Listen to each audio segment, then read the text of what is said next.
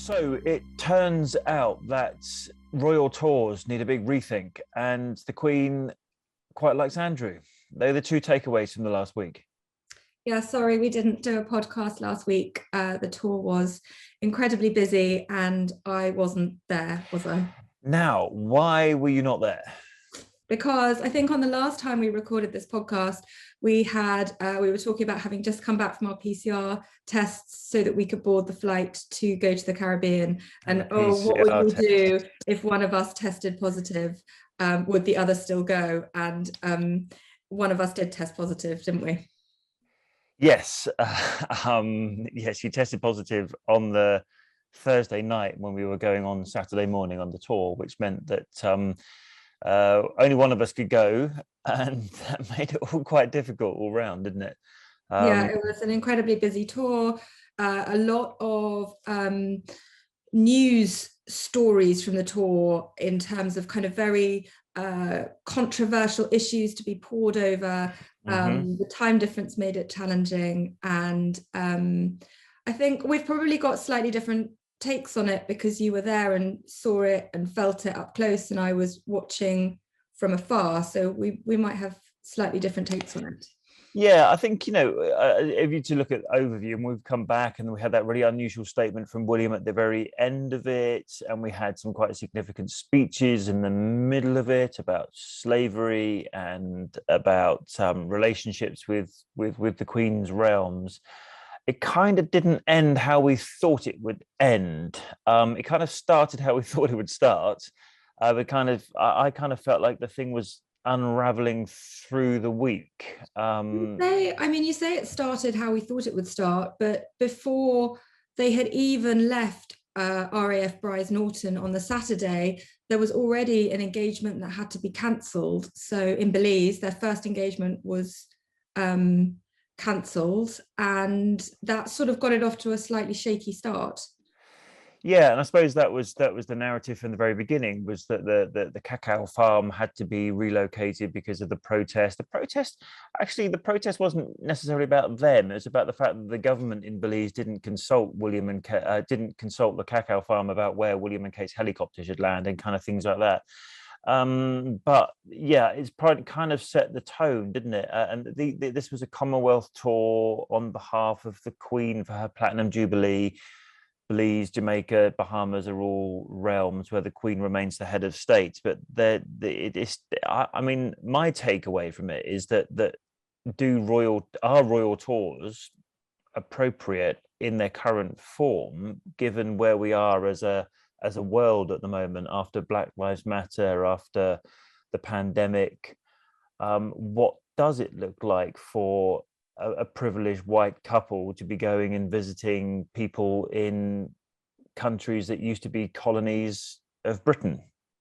And I think the answer is not great. Yeah, and I think when you look at Prince William's end of tour statement, that quite unprecedented statement that he released, that they too have acknowledged that there needs to be a shake-up of how royal tours are done, and perhaps some of those images that were nods to the past and celebrating sort of the Queen when she was in these countries, they might have worked back in 1953, but do they work in 2022? And I think the answer is no. And actually, there was also, I think, a lack of narrative on behalf of Kensington Palace, because a lot of the criticism of that, for example, that Land Rover in Jamaica, standing on the back of the Land Rover, and we were having lots of people that we'd made contact with in Jamaica, who were pro the country becoming a republican, who wanted Britain to not only say sorry but also to pay reparations for the ills of the past. It turns out that Land Rover picture or the Land Rover moment was the number one ask of the Jamaican Defence Force that they wanted Prince William and Kate to do, because the Queen had done it previously. And yet none of that was really communicated to us, that this was at the request of the Jamaican Defence Force, when campaigners were telling us it looked like that William and Kate were just harking back to an era of the 1800s when we had a British Empire and this was a colony, and a time when slavery had only just been abolished in 1834. It kind of, the questions that it raised are sort of existential in a way. And what does it mean for tours to come this year? Charles and Camilla to Canada, Edward and Sophie to the Caribbean. What will change? And I think quite a lot. Yeah, I mean, optics is everything, isn't it? And as much as, they were warmly received in all three of these countries, and, the people that they met were delighted to meet them. And there was a lot of goodwill and a lot of positivity around the visit. The images that were being beamed around the world and discussed were the more controversial ones, the ones of them standing on the back of that Land Rover, the ones of them meeting people through the fence in Trenchtown on their arrival in Jamaica. Those are the things that have stuck with people. Yeah. And yeah, it's, the fence picture, as we've said, it was a fence around a football pitch. It was a perimeter fence, which you have round millions of football pitches around the world. And it just happened that people were watching the game with Raheem Sterling through that fence. William and Kate moments later did a walkabout with people in the streets, shaking hands, no fence. Raheem Sterling, the footballer, shook hands through the fence, but because he is Jamaican, the picture didn't go viral in the way in which William and Kate's picture did. So yeah, lots to talk about, isn't it? If you look at you look at the wide shot of that picture, it is a football pitch. It has a fence around it, but when you isolate that picture and show that very narrow frame, it did look incredibly awkward and inappropriate. And you flip the coin and you say, okay, well, if they had not gone over and they were being shouted to come over and meet people, if they'd sort of waved from afar, would that have been worse? Possibly. Would they have been criticised for that? Possibly. But maybe they and their team should have realised that, let's steer them away from that. Let's get them to the open bit where there isn't a fence. Or did it need someone to immediately think, oh my goodness, if we did this would look really bad, let's not do it? Yeah. Anyway, so lots to talk about. We've talked about a lot of it already. Should we start at the beginning? So a takeoff from RAF Bryce Norton, they used the RAF Voyager plane, the one that the Prime Minister uses, the one that's available for government and royal officials, the one that's been repainted in recent times. There's plenty of pictures of it on our Instagram and social media, but the United Kingdom plane, that took us all the way to Belize. Now, I'm not sure I could have told you, here's the admission of my geography, that I could have told you exactly where Belize was before this tour started. Could you? Well, I could, but only because I have really, really wanted to go to Belize for an incredibly long time. So yes, it's Central America. It sits on a border with Guatemala. Yes, Guatemala to the sort of west and south, and it's a disputed border. We didn't get into a lot of that, but also Mexico to the north. Now, both of those are Central American countries, but Belize calls itself Caribbean, and is still a realm where the Queen is the head of state. And one of the things I noted about the money that I got when I was in Belize was it still has the Queen on the notes, which is quite bizarre when you think how far away from the United Kingdom you are. When you landed in Belize, I was watching a live stream of the landing from Channel 5. I remember them being there. A local Belize television station, and the excitement was palpable of how excited they were. They were live streaming the whole television station were to be receiving the Duke and Duchess of Cambridge.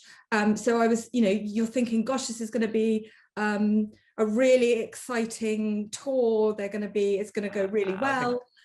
And for a lot of people it was.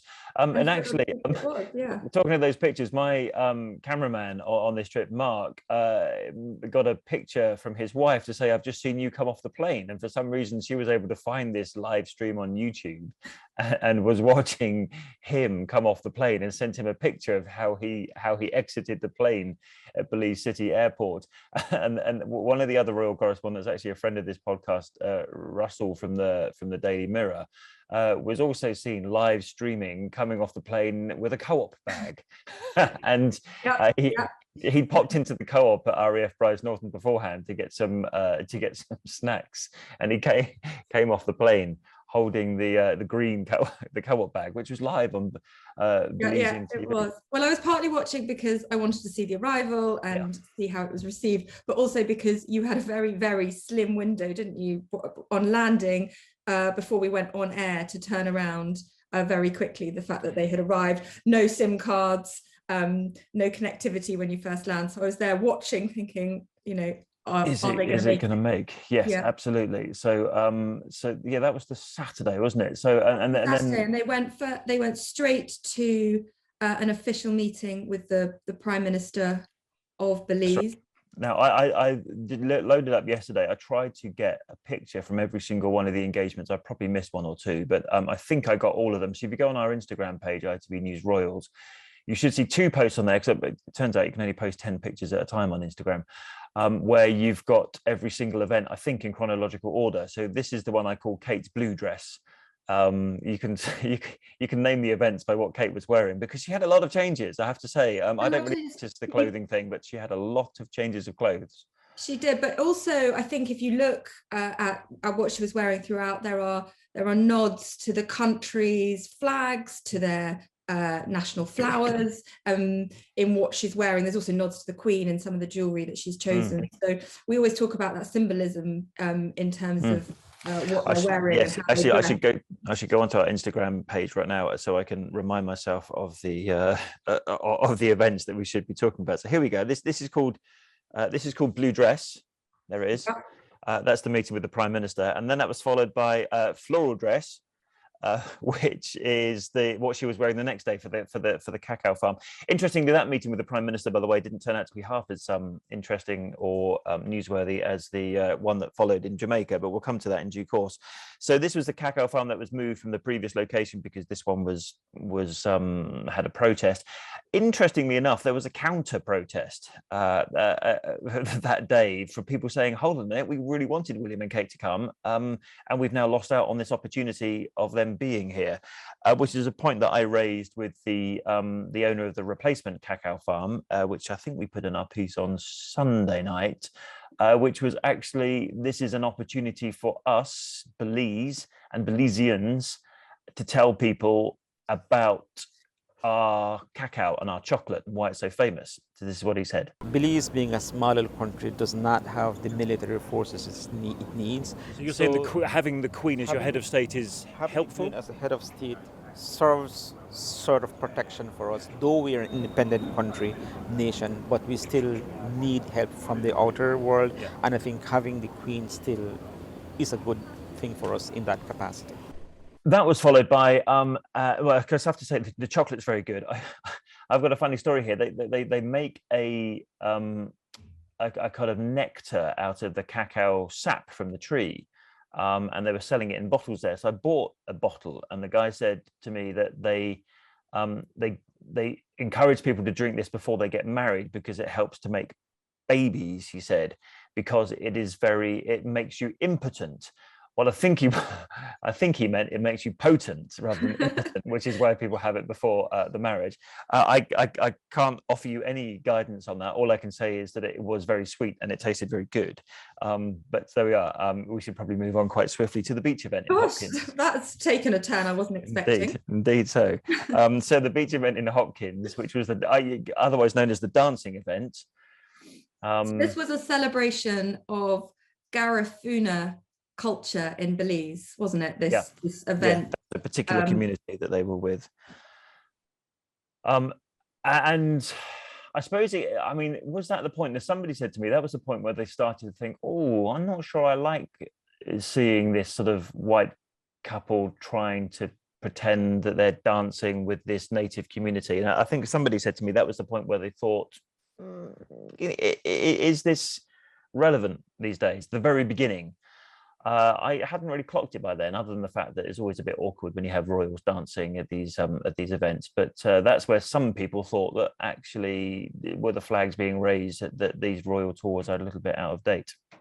Yeah, I mean, from watching from home, the images, they looked like they had fully thrown themselves into the engagement in Hopkins, fully embraced the culture, and they were being encouraged to learn the dances, and they both threw themselves in and really got involved. And it looked like from here watching, it looked like a great engagement that I sort of thought, great, good for them for really getting involved and embracing the culture. It would have been, I think, worse if they'd sort of sat there stilted and awkward and not got involved and appreciated the engagement sort of and what they were being shown.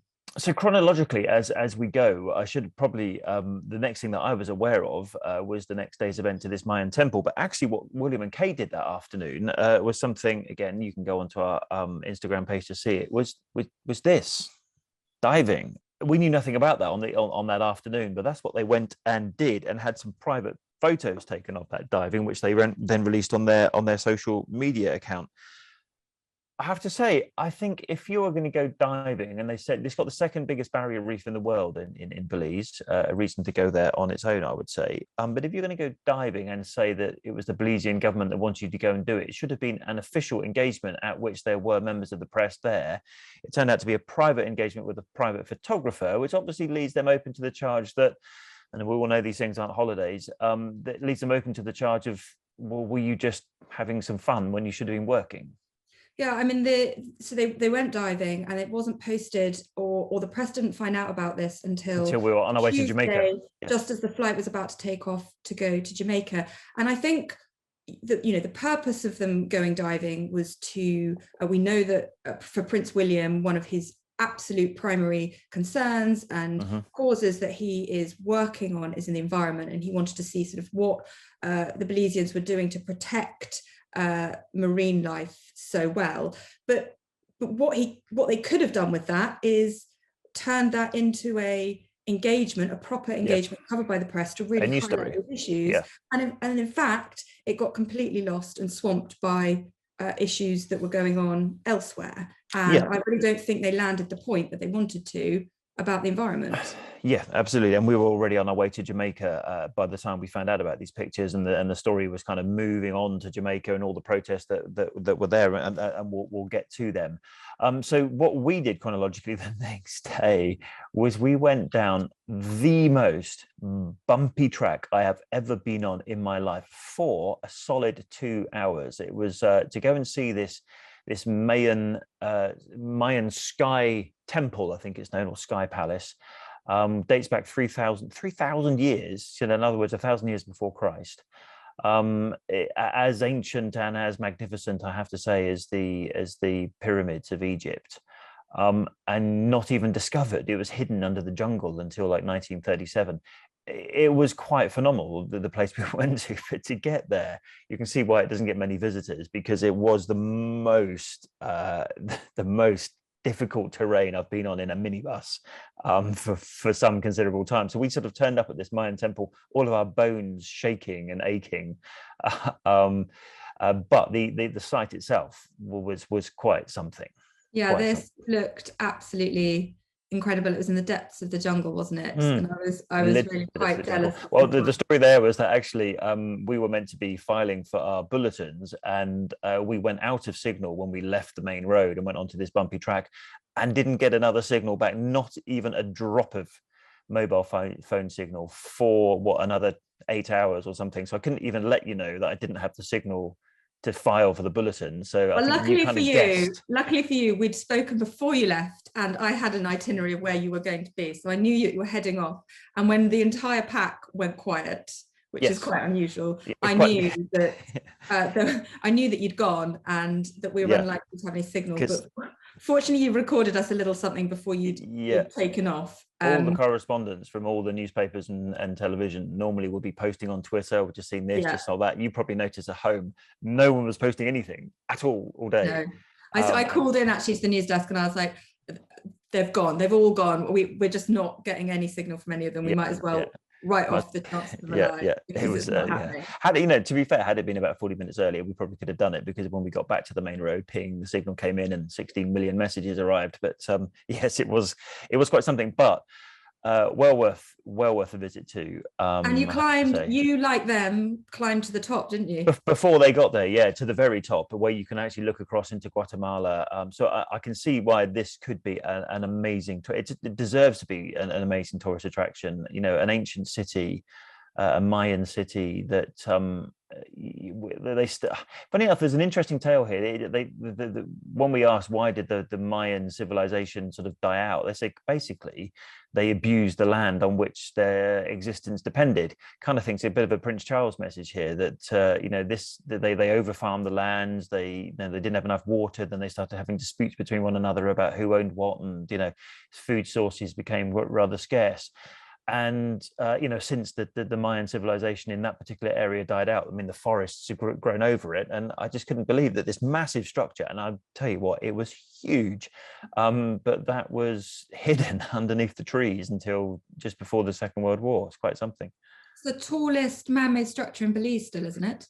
To this day, absolutely, yeah, very much so. So and given that it was built all that time ago, a bit like the pyramids in a way, you think, how on earth did you build this without any sort of like modern technology? So that was really worth a visit. And if you ever go to Belize, do make an effort to go there. Incidentally, they are building a new road to it, which I was a little bit disappointed at, because you know how damaging new roads can be, and I was in two minds about, God, this track is really awful. I don't think I'll ever want to go along this again. And at the same time, they're building a new road through the forest, and I kind of thought, don't really like the look of that either. So I'm in two minds about how accessible these tourist attractions should be, and the, you know, the inevitable damage caused by encouraging more visitors to go there. But they stayed in the jungle for the army visit. This was some British forces doing some army training, and it turns out that William did exactly that on his gap year. And he was talking about the last time he was there, he was 18 years old and got his A-level results whilst he was in Belize.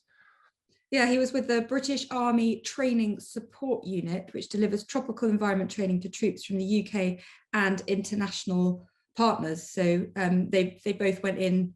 I think it was further into the jungle, wasn't it? It was actually, well, the aforementioned bumpy track. It was further up the bumpy track road. So actually back towards where we came. So rather than further into the jungle, it was back towards where we came from. So we didn't have to do more bumpy track. It was just going back along it. I have to say, I'm talking about it a lot actually, but it was the most uncomfortable ride ever. Was it bumpy, Chris? You haven't mentioned. Anyway, it was a great opportunity though, the visit to Caracol, for them to highlight some of these amazing tourist attractions. Well, quite, and to draw attention to a country that I guess, like much of the world, has been hit by lack of tourism due to COVID. So it's a real chance for them to highlight the archaeological site. There was a lot of Americans there on their spring break, actually. But they had actually, when they went around the Mayan temple, they had a guide that took them around, who we spoke to actually. So have a listen to what he had to say, because he was the one that was sort of speaking to William and Kate, and also about the benefits of bringing them here and allowing them to sing its praises and show the rest of the world what an archaeological gem this site is. It's as relevant as it is in the UK. It's whether to have monarchy or not. Yeah, it's symbolic, and we respect that. I don't think we should take the ills of our past history and carry it forward to the new chapters that we're trying to write. Yeah. Now, of course, in every event, in every country, there was always a speech. There was always a reception hosted by the Governor General. Remember, the Governor General is the Queen's representative in the places where she remains the head of state, which is these three countries. So the Governor General put on a reception. This reception actually was in a very beautiful place. It was a place called Cajal, which is very similar to the place we'd been to, the aforementioned Mayan temple, but a smaller version of. And he gave the speech in front of that night. So this reception locations go, it was stunning, wasn't it? Beautiful location. And Kate was dressed in that pink vampire's wife dress, and the pink is the national flower for Belize, isn't it? Vampire's wife, is that a designer? It is a designer, right. Yeah. Okay.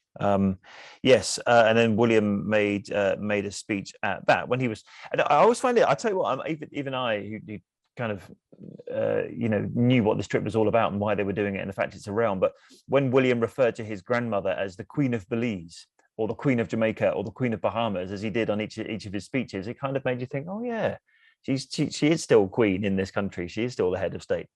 And we'd wondered, hadn't we, how this tour would sit given all the awful events in Ukraine at the moment. And William actually addressed that head on in this speech, talking about democracy in Belize and how his grandmother had spoken about that when she had visited, and how and then he sort of went on to talk about the situation in Ukraine. This magical setting is a fitting place to mark the reason we're all here tonight. Ladies and gentlemen, I'm honoured to convey the very warmest wishes from my grandmother, the Queen of Belize, on the occasion of her Platinum Jubilee.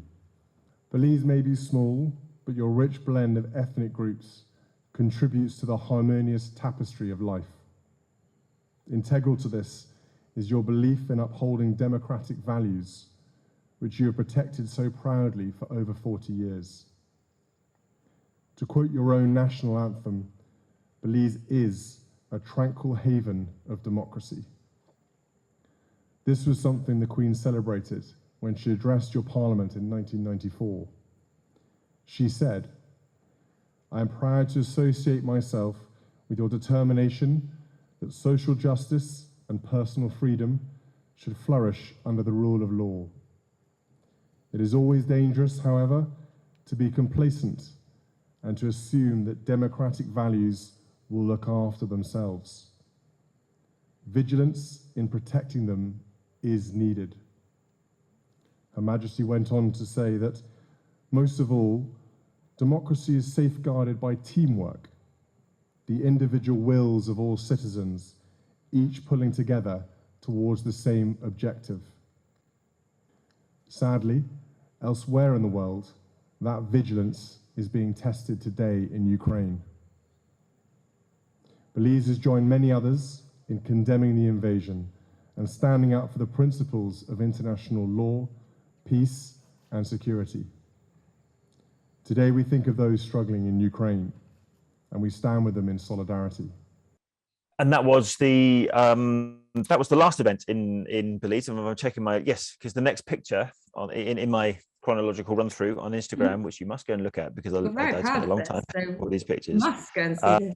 So the next event was this one, where they left Belize, formal departure from the airport. That's when we were told about these diving pictures, which we've spoken about previously, and then on to Jamaica. Now, I think it would be fair to say Jamaica was the most testing part. So on the plane, but it always was going to be. Of course, we knew that. We knew that. Yeah, we knew that Jamaica had been making noises about losing the Queen as head of state and becoming a republic, and following what Barbados did at the end of last year. Yes, and we were in Barbados when we waited for that event, and it was a very lively debate, and it's been going on for some time in Jamaica. And also remember that Jamaica is, of all what was the British West Indies, it was the place with the most number of slaves. 300,000 slaves were shipped from West Africa to Jamaica by the Brits. I mean, the Brits, did I read? Yes, the Brits took Jamaica from the Spanish in 1655. But we're talking about the sort of European colonial powers and then shipping West African slaves in that abhorrent trade from Africa to the Caribbean to work on the plantations. So we always knew that William was going to address this issue. We knew he wouldn't be able to say, "I am sorry it happened." That's a thing that only really governments can do. He probably couldn't address the whole issue of reparations as well, which is a very lively debate going on in Jamaica. But I suppose what he didn't do, and we'll get to the speech in a minute, what he could have done in the speech but didn't do in the speech was address the issue of the demands to become a republic. And he should have said then, which he later said in the Bahamas, he should have said then, this, whatever you decide to do is fine with us. You are your own destiny. You decide how you want your constitution to look at in the future. But he didn't. And the fact he didn't address it there, I thought was a bit of a mistake, because it sort of left that issue hanging. Yeah, it's something we know that they believe that the royal family believes that it is up to countries to make their own decisions. Yeah. But it would have helped, I think, at that point if he'd actually vocalized that and said it. Yeah. But they flew in, didn't they, from Belize on the Tuesday, and there were protests Yes. on arrival outside the High Commission about reparations. Now, we should be clear that we should show some of the pictures of the protests. Actually, these are the protests that were going on just before they arrived outside the British High Commission, which even the British High Commission said there were 50 people there, and if they're underestimating it, it's probably a little bit more than that. 50 to 100 people, and I think we need to just keep all of this in context. Yes, there were protests, but it was 50 to 100 people. They made quite an impact. You know, they might have been quite small in number, but they were very loud in voice, and they did get a lot of coverage. But that doesn't detract from the fact that the sort of first main engagement that they went to on landing in Jamaica was Trenchtown, where they sort of had a rock star's welcome, didn't they? Before we get to Trenchtown, we've got to do Arrival, because I'm looking at my Instagram feed. So this is yellow dress for Arrival. Now, yellow or gold is one of the colours of one of the national colours of Jamaica. It stands for the sunshine. I think the other colours are black and green, but the gold for the sunshine was the arrival of Kate in Jamaica, and then they went on to Trenchtown. Now, one of the other issues I think with this tour was the time difference. So Jamaica was 5 hours behind the UK. Belize, for example, was 6 hours behind, and it meant that a lot of these events, like Trenchtown, happened after the newspaper deadlines had finished and gone to print. It happened after for example, News at 10 had gone to air. So lots of the stuff, I remember arriving in Trenchtown, we quickly filed for News at 10, and then all the events happened, which is meeting Raheem Sterling, which was the aforementioned fence picture. So a lot of that stuff sort of picked up a sort of head of steam overnight without actually being addressed in any of the newspapers or on television. Social media was kind of leading that charge. And as you say, in Trenchtown, they had an amazing welcome. The streets were lined with people.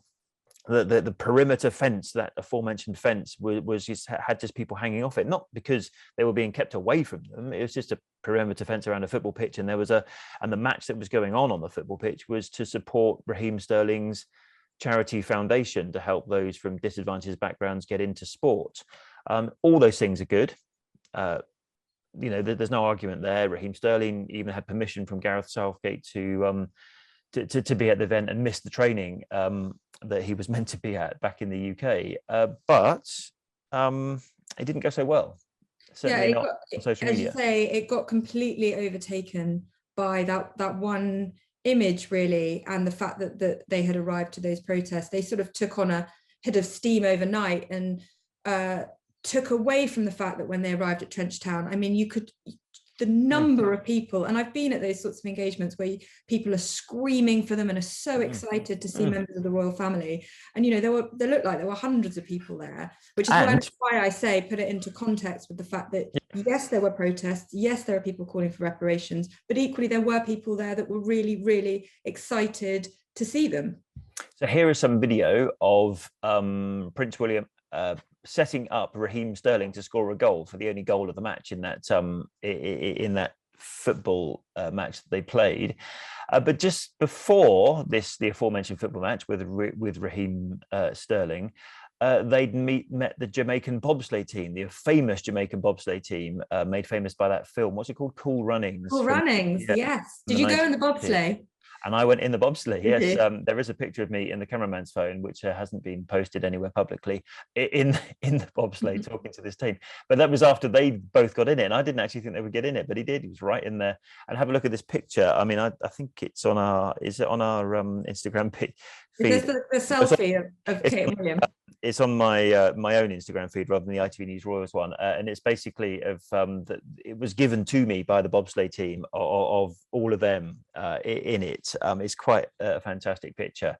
And they were lovely. I had a wonderful chat with them there about a lot of issues, not just about William and Kate, but spoke about becoming a republic, spoke about all some of those testy issues that were happening. Again, but this was, by that time, was probably like 11:30 midnight in the UK. None of this stuff was going out on UK television or newspapers, and I think yet again they were caught out by the time zone. for sure. But we had a quick chat with Raheem Sterling. He's Jamaican. He is I think he moved to the UK when he was 5, but his mum and dad are both Jamaican. And I think his view on the whole Republic debate and the fact that there were protests that greeted William was, well, you're never going to, not everyone's going to agree with what you say. And this is what he told us on that football pitch in Trenchtown just before that photo that we've spoken so much about. Like in life, you can't always have, everyone saying what you want to hear. So you're always gonna have that. So we had football, we had bobsleigh, and then we had drums, because actually just opposite the football pitch was the house where Bob Marley was born and wrote some of his songs. So there's a museum there now, and there was some drum playing as well, which actually again looked really good. But other people have said to me, or I've seen on social media, they didn't like that image, that juxtaposition of of this white privileged couple going and pretending that they are playing drums with the people from the former colony. Again, how do you get around this problem? I don't know is the answer, but certainly that's what some people raised, that it didn't look right, it didn't fit right. Yeah, and I suppose it's the same conversation as we had about Hopkins and the dancing and the embracing the culture and community, and their way of doing that is to get involved and really to embrace it. Yes. So I can see arguments from both sides. Yeah, absolutely. So now the tour the next day, I think we'll just get to hearing the main bit of why the news story changed, and actually why, whilst we were trying to sort of report in the UK what happened in Trenchtown the night before, and we could have run Raheem Sterling, we could have run the Jamaican bobsleigh team and all the rest of it. But then what happened was that the Prime Minister spoke to them. They weren't expecting this, and I know this much from royal sources inside Kensington Palace. They didn't expect this to happen, but it did happen. And the Prime Minister, Andrew Holness, effectively put Britain on notice for Jamaica becoming a republic. Have a listen. There are issues here which are, as you would know, unresolved.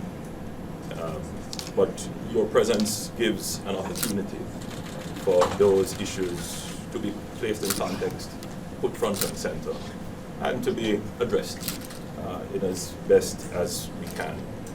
But Jamaica is, as you would see, a country that is very proud of our history, very proud of what we have achieved, and we are moving on.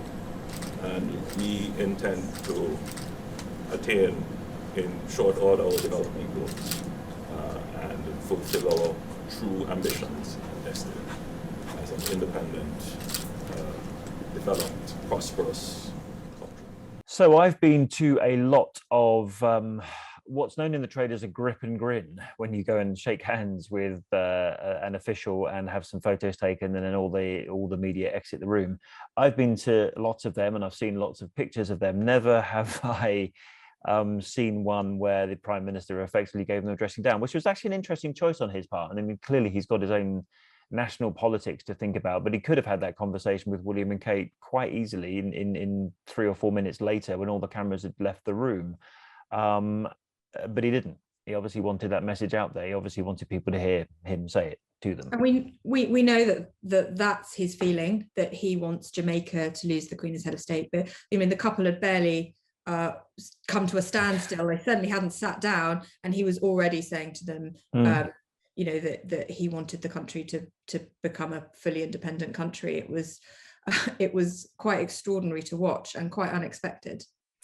Yes, and again, I sort of set the tone for Jamaica being sort of pretty bumpy, and that was one of the points of the week, I'd say, that was particularly wounding for William and Kate to receive that message when they're there representing the Queen for her Platinum Jubilee, and to get this message from the Prime Minister in the way that they did, and they literally had to stand there and take it, didn't they? Like silently go. Yeah, they didn't say thanks. Yeah. anything really, did they? But what it also meant was that the engagements for the rest of the day, the next one was very focused on early years, which we know is what sort of Kate has committed her work on. There was an engagement at a hospital which was focusing on key workers that had been on the front line during the COVID pandemic, and then there was a military engagement as well. And all those I sort of thought got lost because of what had happened with that meeting with the Prime Minister. Yeah, I actually wasn't at the Prime Minister event. I was at the school event that Kate made her speech, actually her first of 2 speeches. Now, I have to say, I thought it was unusual. It shows a growing confidence in her, particularly in this subject that she's so passionate about, the early years and education. That was the first of 2 speeches that she made. I don't think the speech got very much attention at all because of what the Prime Minister said, but it's probably worth having a listen to a bit of what Kate said, isn't it? Since William and I arrived in Jamaica yesterday afternoon, we've been touched by the warmth this island has shown us. And this has only been reinforced here today. By realising the extraordinary impact of early childhood and by learning more about how children grow, think and behave, I truly believe we're on the cusp of one of the biggest opportunities for positive change in generations. And when I see the passion, commitment and enthusiasm on display here at Shortwood, I feel optimistic about what we could all achieve together. And I would say Kate becoming more confident at her speaking as well. I think when she first started, there's a lot of nerves on her part and the people around her, but definitely a lot more confidence in terms of the speech that she gave.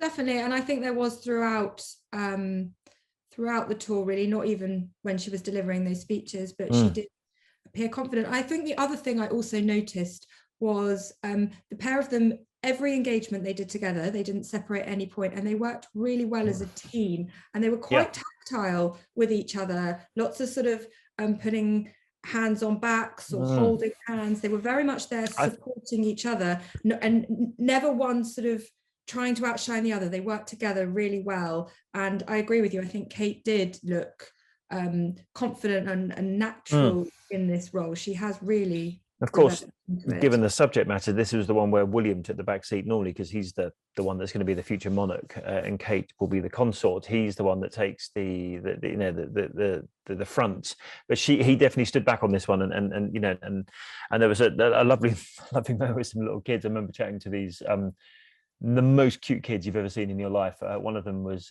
3 years old and called Jacob, and we had a little chat with him. Kate met someone who had a little tiara on her head, or was it William who met her? And it was her birthday that day. Again, real beautiful pictures, a really important subject area. This school, apparently, and even Jamaica, leads the way in the field of early years, and perfect stuff for Kate. But again, it was the Prime Minister that dominated all the headlines, and then the speech in the evening. And I made the point earlier about how William and Kate were always losing out to the time difference, as it were. Quite an important speech on slavery, happened at 2:00 in the morning UK time, and as a result, it didn't make any of our bulletins that day. That got rolled into the next day, missed all the newspaper front pages. They were trying to sort of guess at what he was going to say, but they didn't actually have the exact words. And then by the time they went to print the following day, it felt a bit old and didn't really get much of a look in. So again, I think there was a problem once more with the time zone, but the speech he made, Governor General's reception once again. Kate had a green dress on. Yes, green dress. Something from the Queen here, wasn't there? Is that right? Something yellow. Yes, she did. Yeah. And and they recreated a picture. So actually, if you go onto my Twitter, you'll see where I sort of put the 2 pictures up side by side. They were coming down the stairs of the Governor General's house. It's called King's House in Kingston, and this was something that the Queen and the Duke of Edinburgh did. I forget the date now. Was it 66 or 53? I have to look on my Twitter. I think it was 53. 53.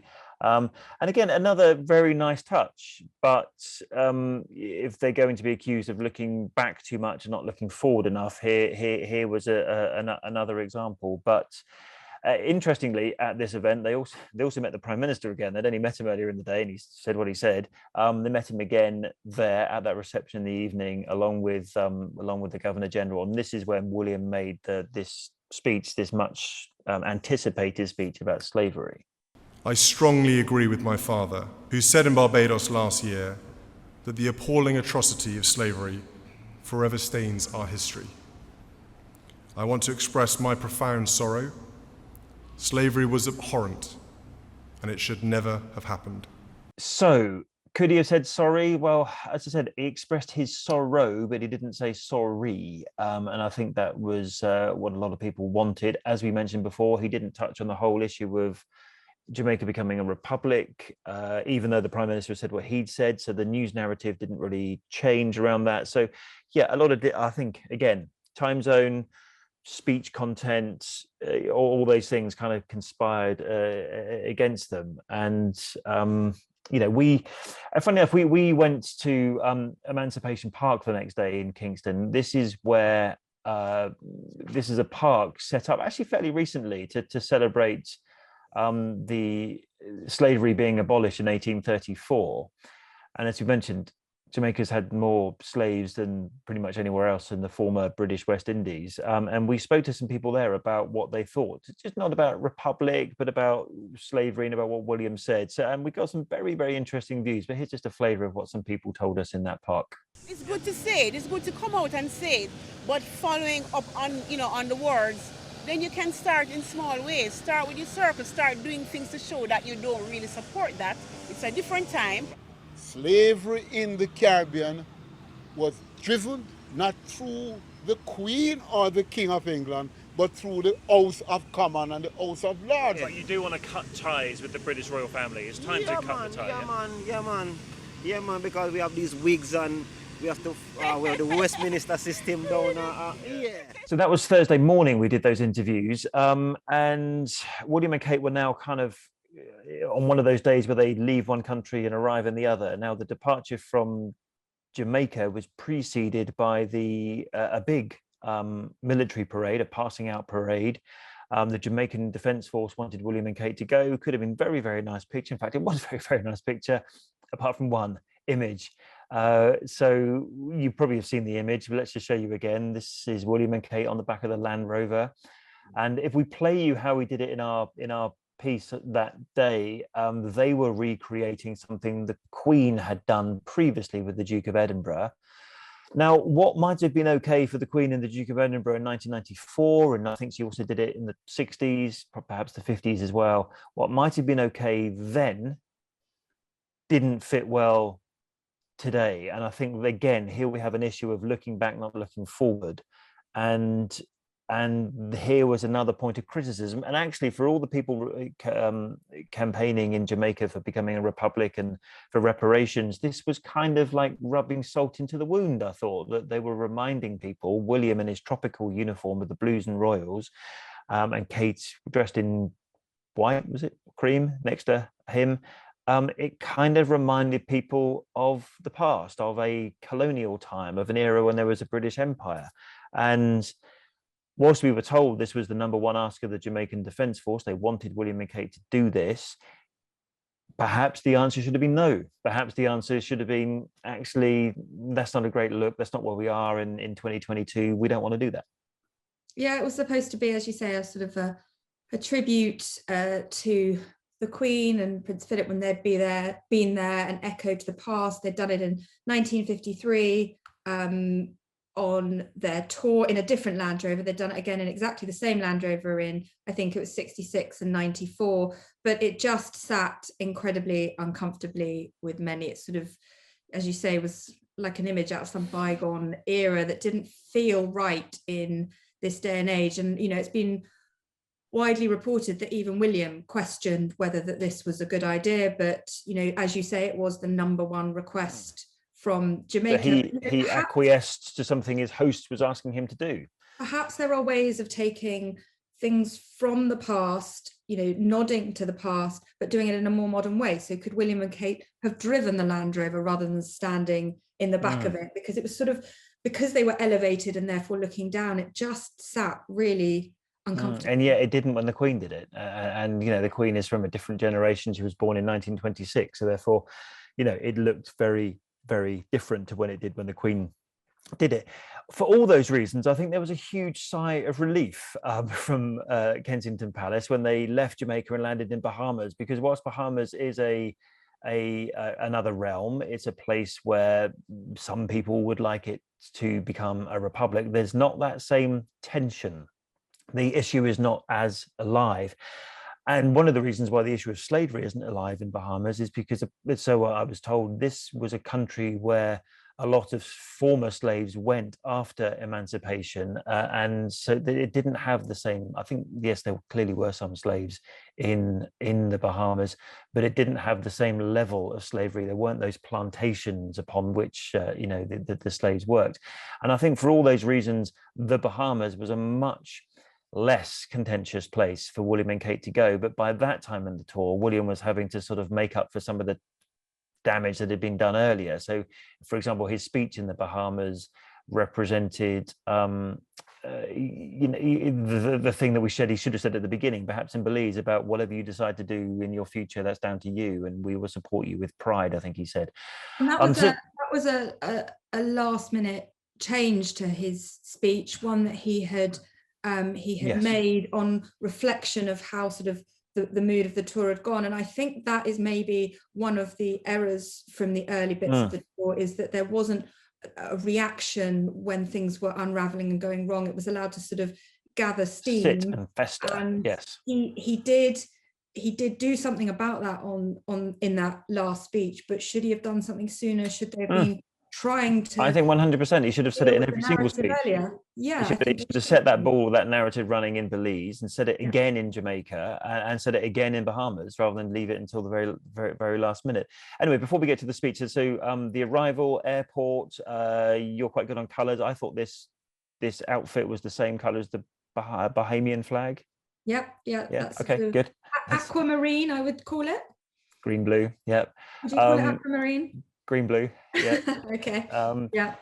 So that was the arrival. I think that was all that happened that night. That's right. Yes. No, they had an official meeting with the Prime Minister of the Bahamas, and were probably greatly relieved that it went as expected, as opposed to how the meeting in Jamaica had gone. That one was quite straightforward. So the next day, now I'm trying to think if I can jog my memory about what happened the next day. I know there was the sailing at the end of the day. There was a lot of rain. That might help you. Rain day, school rain day. That's right. So some great pictures actually of Kate turning up with an umbrella. The rain was phenomenal. In fact, have a look at this video, which I put on my Twitter, I think it was, because when it rains in the Bahamas, it rains. In fact, I even paused for you to listen to the rain because it was that heavy.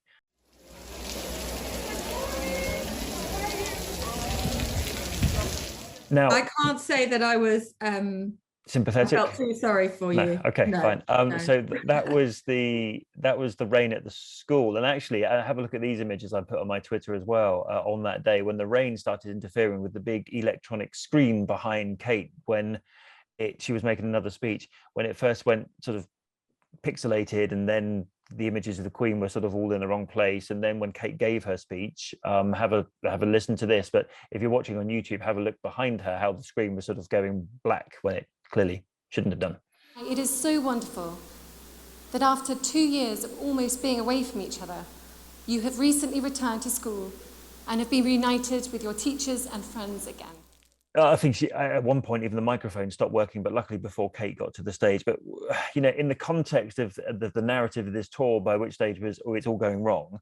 It was only rain, and rain does stuff, but it kind of sort of slotted quite neatly, I suppose, into the narrative of things going wrong. But let's talk about the good things. At school, well received yet again. Everyone was really, really honoured to have them there. The children were amazing, I have to say. They sat still for hours waiting for William and Kate to arrive, and then Kate to deliver her speech. Another, I thought, quite confident speech from the Duchess of Cambridge about education, as you've just heard, and a subject very close to the heart. And actually, I should point out that in the Bahamas, schools have been closed for 2 years, and they've only just reopened after the pandemic. So there's been lots of online and virtual learning. So quite recently, they've all gone back into the classroom. That was followed by another walkabout, again in the rain, more wet pictures. This is, if we're doing it by dress color, light green. Yes, light green.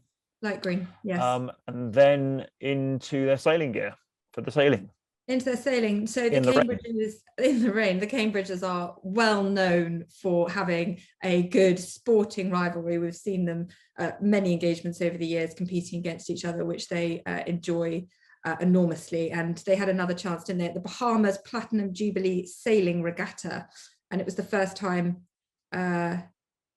I think Yeah, it was first the time had a first regatta, one I of the think. first sailing regattas in the Bahamas since the start of the pandemic. So Yes. And one that the Duke of Edinburgh was actually quite fond of as well. Yeah. And so they went out and got completely wet.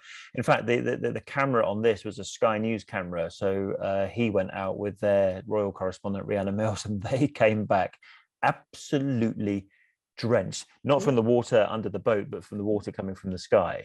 It was phenomenal, the amount of rain that poured down on that event. William and Kate were completely soaked when they came off. Have a look at the pictures as they walked off, completely wet. I do remember when Kate was asked who won, Kate patted William on the back and said he did. So I think his team won the regatta.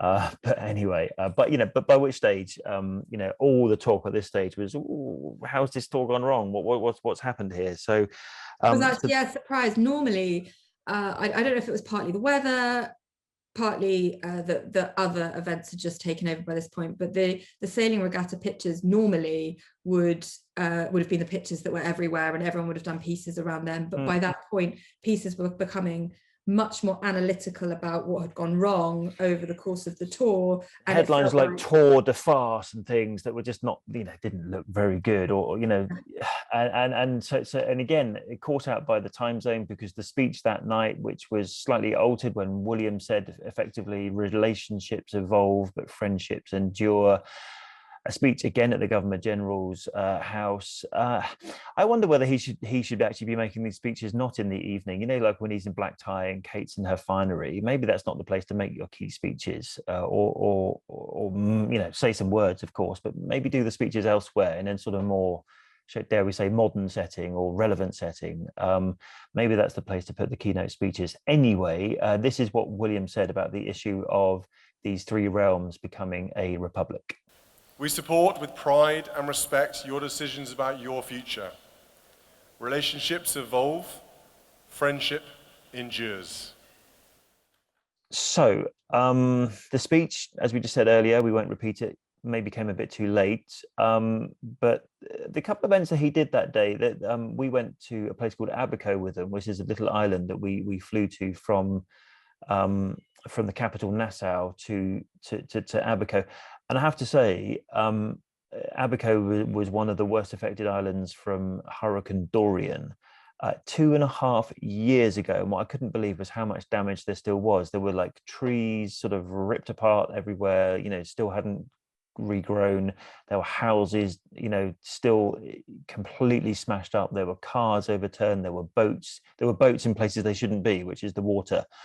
And you hear some absolutely frightening stories from people about how they were like 5 foot in water, how, sheet roof was falling on them, and, and doing some very serious injuries, about how some people were literally in their cars for something like 36 hours, holding the spare tire up against the window of the car to stop any debris coming in through the window. Laying in the footwell of the car because that's the only place they could find protection. Really heart-wrenching stories, and why William and Kate won then. And this is what royal tours are about. Royal tours are about going and highlighting an issue that everyone's kind of forgotten about, and bringing their fame and their their position or power, whatever you call it, to these places, so we can learn more. I certainly learned a lot about it, and was quite shocked by how the hurricane, but then the pandemic which followed, stopped all the rebuilding. And you can't put windows in houses because no one could import windows because the pandemic was on by then. So these people have been living like this for 2.5 years. And it was, I think a very good thing that William and Kate did was to go and highlight that. Yeah, for all the talk of the tour and what went wrong, it felt on that Saturday, watching from afar, that you saw the real power of royalty. People often ask, what is the point in the royal family? And it was days like Saturday that showed what the point in them is on these tours. They were highlighting an issue that otherwise wouldn't have had any attention from the world. Hurricane Dorian hit in 2019, and since then, a lot has happened. The world has been living through a pandemic, and many people would have forgotten what had happened. Yeah, precisely. In Bahamas then, and they really drew everyone's attention back to that. And then they went on, didn't they, to have some fun eating conch. That was certainly interesting. And then a walkabout where clearly they made sure there were no fences anywhere. But it was a very, very long walkabout. It went along for a really long period of time. And every time the security people kept saying, "Oh, should we move them on?" and the private secretaries would say, "No, they're enjoying themselves. They're really having a lot of fun." And they just left them to it. And the program got slightly delayed, but nevertheless, And they got to meet, on it went. It looked like lots of people had turned out to meet them, and they were really well received. It's called a fish fry, which is kind of like in Britain, how we might go down the pub. They have a fish fry, which is, kind of eating seafood and lots of fried food and fried conch, or conch, I think they call it. We knew one of the things for Kate and William going on this tour, one of the really important things for them was to meet as many people as they could. And I thought that Abaco was a real chance for them. Yeah, and it worked.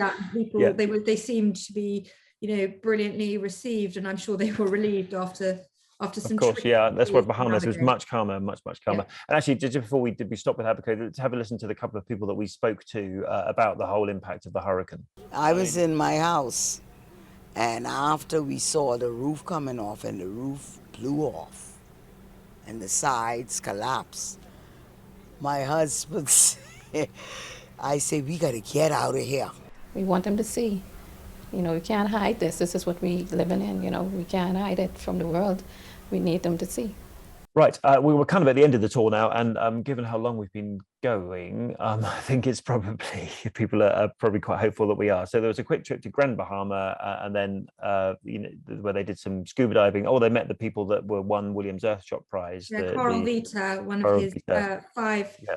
5 Earthshot Prize winners. So again, another really important thing: regrowing coral, and that's a project that we wish well. And then back to the UK, but just before they took off, an end of tour statement, not a speech, but just some words from William about what they've learned and what they're reflecting on. And actually, it was quite unusual, very unusual to get that, and for William to articulate, I think that, yes, this didn't go quite as we thought, and maybe we need to have a bit of a rethink. Yeah, it was, as you say, unprecedented, but you could tell that William and Kate and their team had been listening across the course of the week, and that they had had a chance to sit down and reflect on that. And William had wanted to respond, and I've got it in front of me so I can read you a few of the key bits. Oh, that's good, because I was just looking it up myself, but you've got it. That's good. He says himself that foreign tours are an opportunity to reflect, and he says, "I know that this tour has brought into even sharper focus questions about the past and the future in Belize, Jamaica, and the Bahamas. That future is for the people to decide upon." He goes on, "Catherine and I are committed to service. It is why tours such as this reaffirm our desire to serve the people of the Commonwealth and to listen to communities around the world." And here's an interesting bit: who the Commonwealth chooses to lead. Family in the future isn't what is on my mind. No one said that was, though. That's what really confused me. No one said it was on his mind, who leads the Commonwealth. I mean, obviously Prince Charles has got it next after the Queen, because she secured that for him. But he was kind of raising issues that weren't really raised on the tour at that point. Well, maybe by this point, I mean, we've spoken about how they were on the back foot for so much of this tour, and how they didn't get ahead of the narrative. Perhaps this is William's chance to say, all right, not only have I listened, but I'm also going to get ahead and say, I'm going to get back on the front foot and talk about the future and reset the narrative and let you know what it is I'm thinking, which is a different style, isn't it? I took it to mean that actually he thinks it's time. Now, not everyone agrees with this analysis, by the way, but I think he was saying it's time for someone who isn't from the British royal family and who also isn't white and not from Britain to lead the Commonwealth. I don't think, I mean, he clearly couldn't say it in that many words, but that was certainly the impression that I got. I think I took it as a very clear, the future is for the people to decide upon, and I'm not gonna tell you what to think. And I think if that's to do with the Republic and who's head of state, if that's to do with the Commonwealth and who's head of the Commonwealth, he's leaving it to the people, and that was how I read it. Isn't there something ridiculous number of people in the Commonwealth, 54 countries? Isn't it about time that somebody led the Commonwealth who wasn't from the British royal family? In any case, I mean, that's how I saw it, but he obviously couldn't express it in that way. But anyway, there we go. There's your tour podcast. in great detail, and not all positive. Clearly, there were many good things that happened, but clearly many issues raised. Now, there'll be a lot for them to sit down and reflect on over the last on what they do in the future. But we've spoken about how this statement perhaps reflects a different approach, and we've spoken about the old adage of never complain, never explain, and perhaps William going forward is going to do things differently, and maybe it shows just the kind of king that William might one day become. Talking of king or sovereigns, and what the Queen did this week, we had this: Westminster Abbey, a service of thanksgiving for His Royal Highness the Prince Philip, Duke of Edinburgh, 1921 to 2021. Okay, so where do we start with this one? I kind of feel like we need to wrap this podcast up quite quickly, and we probably should just focus on just a couple of the events. One, the Queen went. Two, who accompanied her? Prince Andrew accompanied her from Windsor Castle. She's obviously living at Windsor Castle. He lives at Royal Lodge, so they live close by to each other. So it did make some sense them traveling to London together. But I think what took us all by surprise is that not only did they travel to London together, but they then traveled to the service together, and he then walked her into the service. Kind of putting himself front and center. I mean, I know the Queen was front and center because this was about her. But my takeaway from the whole thing was there should have been two things that we were talking about from this. One was the Queen turning up and be well enough to turn up, and they only told us a couple of hours before that she definitely would. Two, here it was a tribute to the service given by her late husband, Prince Philip. Instead, the two takeaways were: one, the Queen turned up, and two, Prince Andrew accompanied her. Now, Lizzie, someone said to us yesterday, didn't they, at this event, that, well, maybe this is the Queen tying up loose ends. Maybe this is the Queen doing things that is going to be very difficult for Charles to do. And because she's kind of Teflon coated, she doesn't really get criticised anymore because of her age and her length of service. This was her giving some of that protection to Andrew to save the royal family having to do it in the future. I kind of thought, no one is going to deny Prince Andrew the opportunity to go to the service for his father. He lost his father last year, and clearly in terms of the sexual assault legal case, he denied all the allegations throughout. Never any liability has been shown, and he's done a settlement with his accuser Virginia Giuffre out of court. So no one would stop him from going, but to take that role alongside the Queen? I mean, it is a very, very clear and public show of support from the Queen to her second son. And, I think yesterday was about family as much as anything else. And, that wouldn't have happened unless she very much wanted him to be there. So she a choice, clearly. I mean, people could maybe advise her against it, but if she wants it to happen, then it happens. Maybe Prince Andrew himself should have said, actually, Mum, I don't want to put you in this position. Who knows? But he could have turned up with his daughters, because it's actually rather what we were expecting. Yeah. The order of service, we'd anticipated him arrive with his daughters. That's what it said. Yeah. I also wondered, I mean, the Queen arrived via what's called Poets' Corner. It's a shorter walk. Opposite side to the Great West Door, which is where you'll see the main entrance, the main comings and goings for the service. It is a much shorter walk to her seat, and we know that she's had documented issues with her mobility in recent months. So that made sense. But taking Andrew in through that entrance also meant it was a slightly more private entrance. He didn't have to come in via the public. You say private, but he was completely publicly on show. Then he was very publicly on show. He didn't have to, I mean, who knows? Perhaps the public might have booed him. I mean, again, let's just repeat, he denied all the allegations, no liability accepted. But he's done a lot of damage to the monarchy. His reputation is damaged, be in no doubt. And therefore, would he have been booed by the public? I don't know. It's possible, I suppose. It does also raise the question, does Prince Andrew feel there is maybe some role for him in the future? Do I'm you sure think he probably does. I don't know whether Prince Charles does or Prince William does. who are said to both be very unhappy about? Indeed, what yeah. happened So I'm sure yesterday. Prince Andrew might well think that. But anyway, so so here we are. He was there. He had that shorter walk. He went, and that's what happened. As for the service, quickly, I mean, the Queen looked moved as well you might expect her to.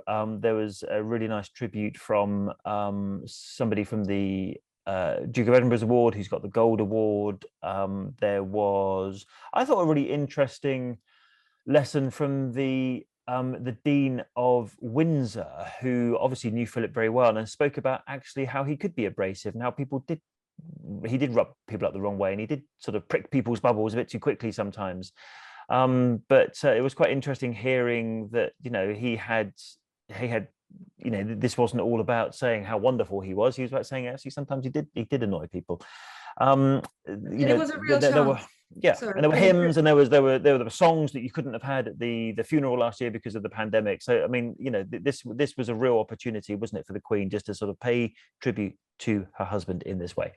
Yeah, there were 1,800 people packed into Westminster Abbey, people that couldn't be there last April for his funeral, because you'll remember those poignant images of the Queen sitting alone, only 30 people in St. George's Chapel, but lots of things incorporated into the service, some things that they would have ordinarily included for the funeral but couldn't because of COVID. There were representatives from Windsor, Sandringham and Balmoral, which all obviously meant a lot to the Duke of Edinburgh. The flowers, there was sea holly, which had echoes of the Duke of Edinburgh's naval career. There were orchids that featured in the Queen's wedding bouquet. And then there was one fact I didn't actually know until this morning. Do you know why it was the 29th March that they held the service? No, unless that was the day that they got engaged in 1947. No, okay then. So the Telegraph picked this up. The 29th of March 1941 was the date that the Duke of Edinburgh was mentioned in dispatches for his service in World War II. Wow. Maybe they should have made more of that yesterday, because that's a really lovely fact, isn't it? No, lovely mentioned in dispatches. No, this was the operation of the searchlights in the Battle of Cape Matapan off the coast of Italy. Yeah. And okay. There were not only members of the royal family, there were 5 of the Duke of Edinburgh's great-grandchildren there, his 5 eldest, but there were also lots of members, weren't there, from foreign royal families that had come in to say their goodbyes. And I spoke to Philip's nephew, the Crown Prince Pavlos of Greece and Denmark. My Uncle Philip was a wonderful man, full of energy and literally life in him. But I think there's nothing better than to say we're going to a Thanksgiving service, as opposed to what people talk about as a memorial normally. So this is a man who gave his life to his work and his country, or his adoptive country. And I think we will see that as an enjoyable event to celebrate him, and for all those people who have associated themselves to him, whether they were through the military regiments and the Navy and the Air Force, and then all his charities and so forth, which were tremendous, and young people involved, which I think is a wonderful way to say their goodbyes in the right way. I really appreciate having that ability to be in the church and to just have a moment where we can say thanks under our breath for his life and for what he gave to all of us. We should just hear, shouldn't we, from Doyen, who gave the amazing, really. I wouldn't want to give a speech in Westminster Abbey at any time, but let alone when the Queen is there, and let alone when it's in tribute to her late husband. But I thought Doyen, who we spoke to afterwards, did amazingly well. But this is what she said to us afterwards. I think the main thing is just telling the world really his legacy and helping them to understand how it's affected me and millions of other young people as well. So, existential crisis for royal tours, and Prince Andrew on the Queen's arm at the service for Prince Philip. Yeah, it's been pretty big deal. a lot to comb through this week and a lot to discuss. So thank you for bearing with us. Could be one of the longest podcasts yet. Who knows? Whatever happens in future Royal Tours, we will be on them and we will tell you what impact it's had, or we will I hope you found that we dissected it fairly and accurately, despite some of the context that gets lost on social media, despite some of the partisan commentary that you will read on social media and perhaps in some newspapers as well. But hopefully what you had here was a very fair, accurate and impartial summary of what happened on that tour that some of us were on and some of us weren't. Thanks for reminding me.